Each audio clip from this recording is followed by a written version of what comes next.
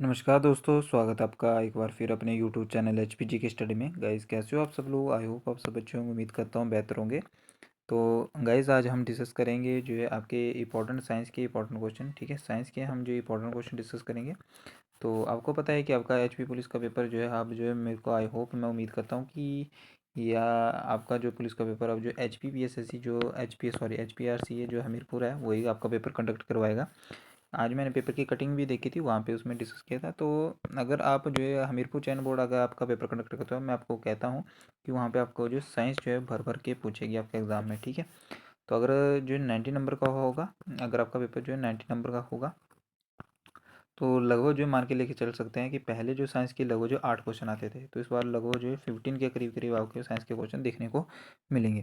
तो साइंस के हम इग्नोर नहीं कर सकते, तो इसके रिगार्डिंग मैंने आपके लिए जो इंपॉर्टेंट क्वेश्चन रखे हुए हैं आज। तो आइए देखते हैं आज के क्वेश्चन जो है। तो प्लीज़ वीडियो को लाइक कर देना, चैनल जो प्लीज़ वीडियो को लाइक कर देना, देन चैनल को सब्सक्राइब करते हुए चलना। ठीक है, तो आइए हम फर्स्ट क्वेश्चन डिस्कस करते हैं।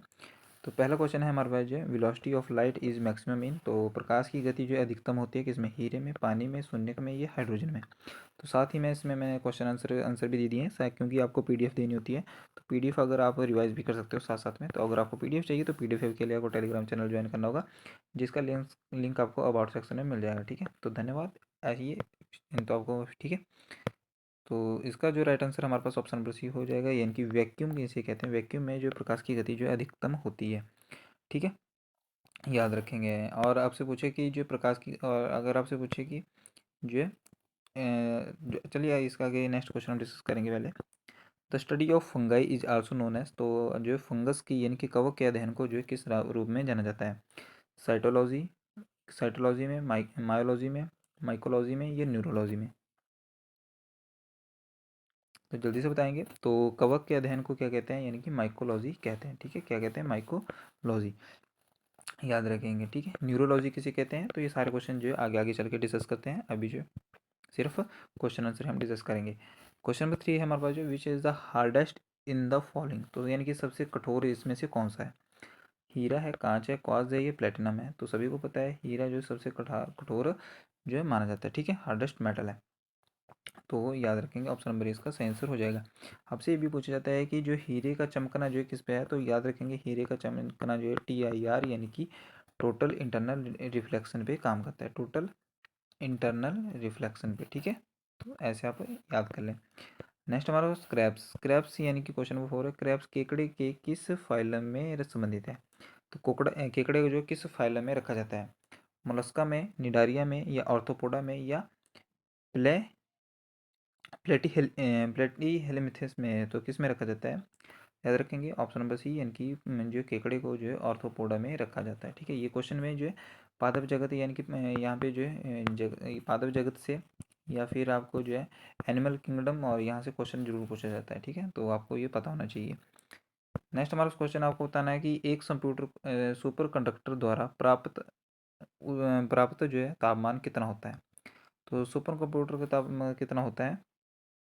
24K होता है या 138K होता है या 150K होता है या कितना होता है? ये 30K होता है। तो जल्दी से आंसर बताएंगे इसका। तो इसका राइट आंसर हमारे पास ऑप्शन नंबर बी हो जाएगा, 130K इसका, 138K इसका राइट आंसर हो जाएगा, उच्चतम तापमान। ठीक है, आइए नेक्स्ट क्वेश्चन देख लेते हैं हमारे पास जो eight which temperature density of water is maximum. तो आपको बताना है किस तापमान पर जो है पानी का घनत्व अधिकतम होता है। मोस्ट इंपॉर्टेंट क्वेश्चन है, बहुत बार रिपीटेड भी हुआ है ये। तो उसका right answer option number A हो जाएगा, 4 डिग्री सेल्सियस पे आपका जो तापमान और पानी का जो तापमान पर पानी का घनत्व अधिकतम होता है। ठीक है, वाटर डेंसिटी में। नेक्स्ट आपको बताना है कि जो है हमारे पास नेक्स्ट क्वेश्चन है झींगा जो है किस जाति से संबंधित है? तो जल्दी से बताएंगे। झींगा जो है क्वेश्चन नंबर 7 है, झींगा जो किस जाति से संबंधित है? ऑर्थोपोडा से, निडारिया से या एकिडिनोरोमाटा से या कॉर्डेटा से? जल्दी से बताएंगे। तो प्रॉन बिलोंगिंग्स टू, तो किससे संबंधित है? जल्दी से बताएंगे।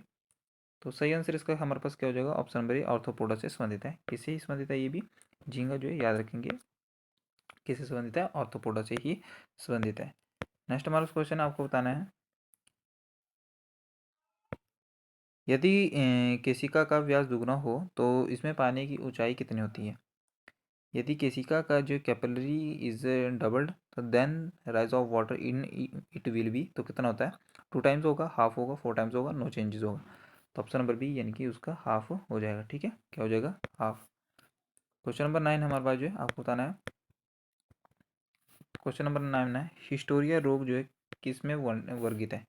जल्दी से बताएंगे, हिस्टोरिया रोग जो किस में वर्गित है, मैरिड वुमन में या ओल्ड वुमन में या वो यंग वुमन में या यंग मैन एंड वुमन में। तो जल्दी से बताएंगे, हिस्टोरिया रोग होता है ऑप्शन नंबर सी यानी कि युवा महिलाओं में। ठीक है, ऑप्शन नंबर इसका सी राइट आंसर हो जाएगा। ठीक है, आइए देखते हैं नेक्स्ट क्वेश्चन होगा इस हमारे पास जो है आपको बताना कि मलेरिया द्वारा कौन सा अंग प्रभावित होता है। तो मोस्ट इंपॉर्टेंट क्वेश्चन है, बहुत बार पूछा जाता है ये क्वेश्चन। तो मलेरिया द्वारा कौन सा रोग जो है अंग प्रभावित होता है, तो ऑप्शन नंबर डी यानी कि तिल्ली इसका राइट आंसर हो जाएगा, स्प्लीन। ठीक है, याद रखेंगे। ठीक है, नेक्स्ट हमारा क्वेश्चन है, आइए देखते हैं हमारे पास जो है when a ship enter a sea from a river what happens. तो जहाज एक जो है, जब जहाज नदी से समुद्र में प्रवेश करता है तो क्या होता है, तो वो थोड़े ऊंचे स्तर पर आ जाता है, या उसका स्तर तापमान रहता है, या उसका स्तर थोड़ा कम हो जाता है, या उस समुद्र में डूब जाता है। तो क्या होगा इसका राइट आंसर, तो ऑप्शन नंबर ए इसका राइट आंसर होगा, वो थोड़े ऊंचे स्तर पर आ जाता है, क्योंकि जो है जो समुद्र का पानी होता है, यानी कि जो है, ठीक है, समुद्र का पानी होता है उसकी डेंसिटी जो ज़्यादा होती है एज़ कम्पेयर टू जो रिवर का पानी होता है। ठीक है, तो याद रखेंगे, तभी हमें जो समुद्र में जो है जो जहाज होता है वो उथला थोड़ा सा ऊपर ऊपर उठा हुआ लगता है। ठीक है, प्रतीत होता है, प्रतीत नहीं होता, वो ऊपर ही होता है। ठीक है, among the following radiation which has the highest energy. तो निम्नलिखित में से किस विकिरण की उच्चतम ऊर्जा होती है, दृश्यता, एक्सरे, अल्ट्रावायलेट या इंफ्रारेड। तो एक्सरे की जो उच्चतम विकिरणों की ऊर्जा जो है उच्चतम होती है। ठीक है, तो ये हमारे लिए ऑप्शन नंबर इसका बी राइट आंसर हो जाएगा।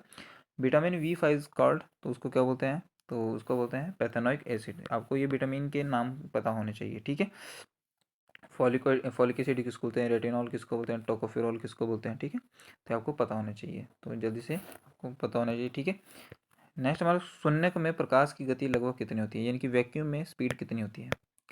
तो इसका right answer option number B हो जाएगा, 3 × 10⁸ मीटर पर सेकंड, ये आपकी जो है वैक्यूम में स्पीड होती है। ठीक है, नेक्स्ट हमारा क्वेश्चन आपको बताना है कि the source of vitamin D is, तो विटामिन डी का स्रोत है कौन सा है, तो ऑप्शन नंबर इसका राइट आंसर हो जाएगा सूर्य की किरणें। सूर्य की किरणें से जो है हमें क्या प्राप्त होता है, विटामिन डी हमें क्या होता है, प्राप्त होता है। ठीक है,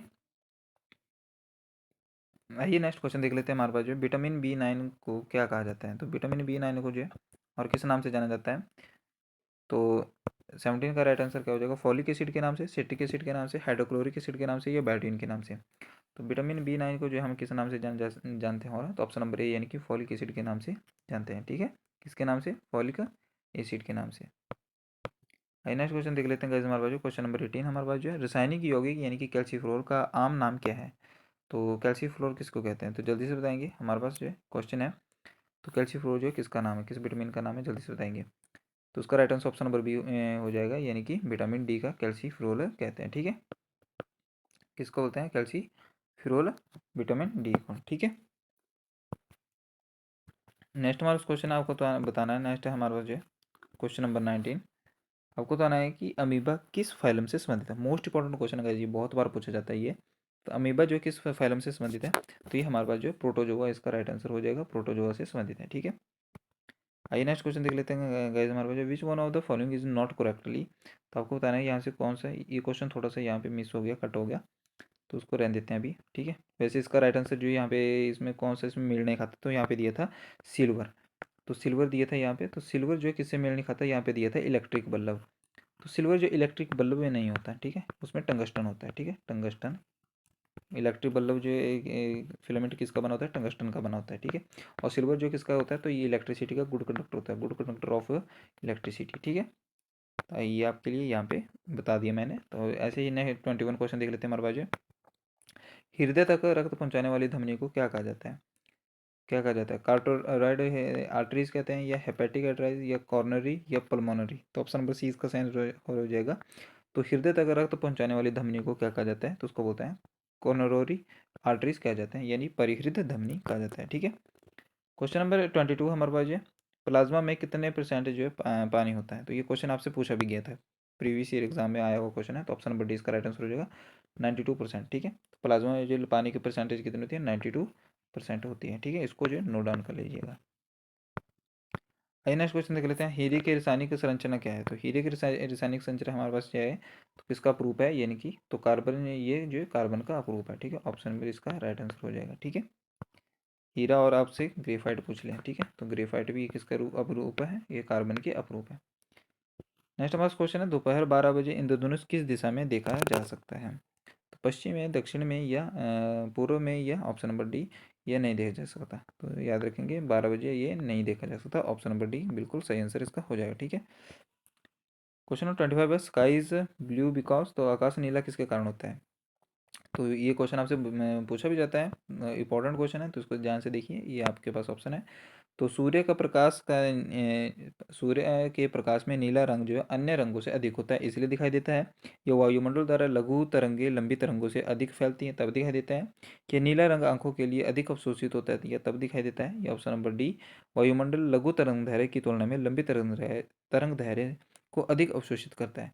तो इसका राइट आंसर हमारे पास क्या हो जाएगा, तो इसका राइट आंसर हमारे पास जो ऑप्शन नंबर बी, यानी कि जो है क्या हो जाएगा, तो short waves are scattered more than long waves by atmosphere. तो यानी कि वायुमंडल में जो लघु तरंगे होती हैं वो लंबी तरंगे से अधिक फैलती हैं, ठीक है, याद रखेंगे। तो ये ज़्यादा स्कैटरिंग की वजह से हमें जो है आकाश का नीला रंग दिखाई देता है, ठीक है। तो ऑप्शन नंबर इसका ऑप्शन नंबर बी बिल्कुल सही आंसर हो जाएगा। आइए नेक्स्ट देख लेते हैं, हमारे पास जो मिर्च में तीखापन किसके कारण होता है। तो ऑप्शन नंबर इसका बी राइट आंसर हो जाएगा। तो मिर्च में कैप्सिकन की वजह से होता है। लाइकोपिन में क्या होता है, लाइकोपिन जो है टमाटर में लाल रंग होता है, ठीक है, टमाटर में लाल रंग होता है, ठीक है, लाइकोपेन की वजह से। कैरोटीन में गाजर में होता है। आइए हमारा नेक्स्ट क्वेश्चन देखते हैं 27, the working of rocket is based on the which principle. तो आपको बताना है एक रॉकेट का कार्यान्वयन को जो है किस आधार पर होता है। तो इसका राइट आंसर हो जाएगा, यानी कि कंजर्वेशन ऑफ मोमेंट, यानी कि संवेग के संरक्षण के नियम पे जो है रॉकेट कार्य करता है, ठीक है, याद रखेंगे। तो अब मेरे को क्वेश्चन बताएंगे कि लॉ ऑफ इनर्शिया किसे कहते हैं। लॉ ऑफ इनर्शिया किस रूल को कहते हैं, जल्दी से बताएंगे। इनर्शिया, हमारे पास क्वेश्चन है, जंपिंग जीन के सिद्धांत को किसने दिया था। तो जंपिंग जीन यानी कि किसने दिया था, जल्दी से बताएंगे। तो ये क्वेश्चन आपके लिए आई होप नया हो सकता है, तो उसको याद कर लीजिएगा। यानी कि बरबरा एमसी क्लिंटॉक ने किया था, ठीक है। किसने दिया था, बारबरा मैक क्लिंटॉक ने दिया था, यानी कि जंपिंग जीन को, ठीक है। आइए हमारे पास क्वेश्चन है 29 हमारे पास, वी गेट मॉर्फिन फ्रॉम। तो हमें मॉर्फिन जो है किससे प्राप्त होता है, मोस्ट इंपॉर्टेंट क्वेश्चन गाइज ये। तो हमें मॉर्फिन जो है ऑप्शन नंबर सी, यानी कि फल से प्राप्त होता है, ठीक है। किससे प्राप्त होता है, मॉर्फिन फल से प्राप्त होता है। तो गाइज ये थी आज की आपकी वीडियो। आई होप आपको वीडियो अच्छी लगी तो एक प्यारा सा लाइक कर देना, चैनल को सब्सक्राइब कर देना, देन वीडियो को सब्सक्राइब कर देना। ये आपके लिए एग्जाम के लिए बेनिफिशियल होंगे, मैं आपको गारंटी देता हूँ कि आपके एग्जाम में 100% ये टपकेंगे यहाँ से क्वेश्चन, ठीक है। आपको जो प्रॉमिस दे रहा हूँ, ठीक है, यहाँ से क्वेश्चन आपको देखने को मिलेंगे। लगभग इसी वीडियो से आपको जो है एक या दो क्वेश्चन देखने को मिल जाएंगे किसी न किसी एग्जाम में, ठीक है। तो आई होप आपका जो है जल्दी से एग्जाम हो जाए। तो जय हिंद, जय भारत, धन्यवाद। यहीं पे वीडियो समाप्त करते हैं।